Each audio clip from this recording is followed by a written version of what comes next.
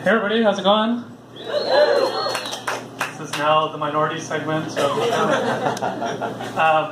cool. You can see a little bit of fear in people's eyes. It's alright though, it's going to be okay.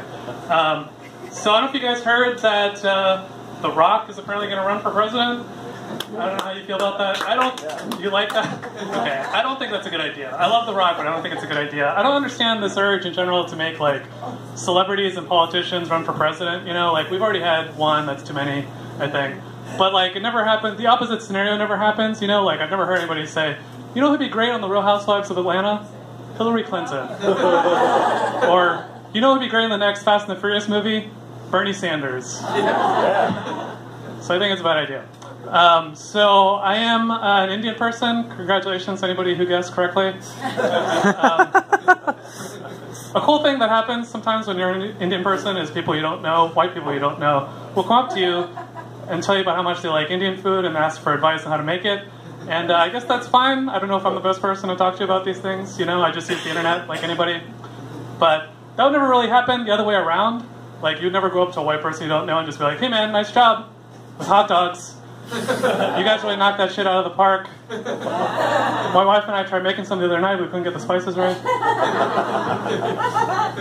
I'm the second performer in a row to make jokes about spices. Anyway, that's fine. I like Indian weddings too. They're like very colorful. There's usually like large animals involved. It's usually one of the only times in your life where you can say, allow me to acknowledge the elephant in the room. Literally. My brother got married recently, and his wedding was in a barn, so yes, he did marry a white girl. It's a great wedding. What was I going to say? I'm going to say something controversial now. You guys hopefully are okay with this. I don't like ISIS. They make me say that whenever I go to the airport. But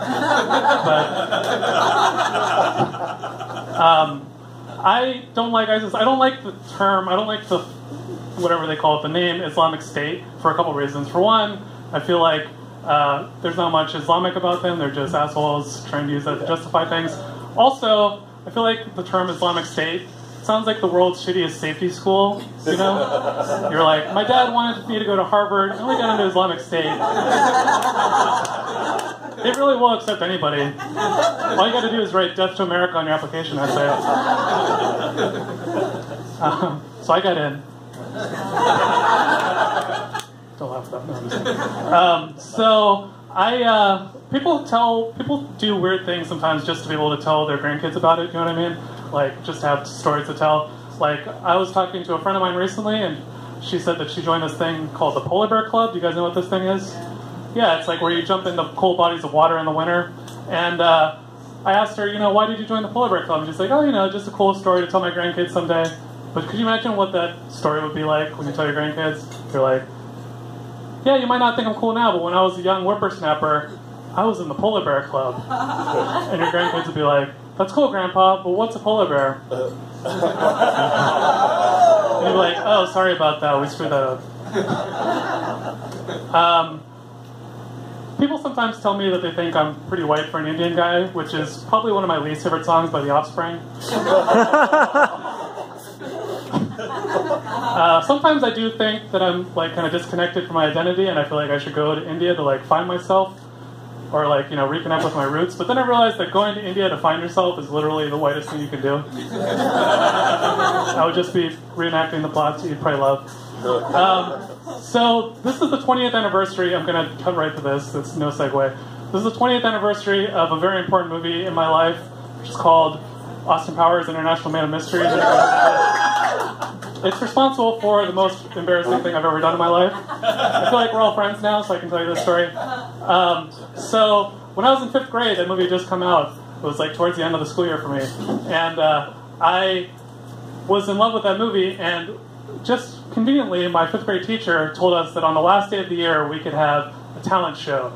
So immediately I knew what my talent was going to be. It was going to be impressions of Austin Powers. But I didn't have like any plan beyond that. I didn't have like a script or a costume or like fake teeth or anything. Just like, I'm just going to do impressions. It's going to go great. So fast forward to the day of the talent show, And I volunteered to go first because I didn't want anybody to beat me to the punch of Austin Powers impressions, right? Obviously. So I get up there and I start doing them, and it's going horribly because nobody knew what I was talking about or anything. And finally, inadvertently, I didn't mean to do this, but inadvertently, I made direct eye contact with my teacher, and I said, "So I make you horny, baby?" And then she says, "All right, everybody, that's the end of the talent show. Everybody put your heads down on your desk." And that's how the school year ended. And I was pretty upset at the time, but if you think about it, I won the talent show. Sure, it's by default, but that still counts. I literally shut that shit down. Just like I did here tonight. All right, thanks. That's my time.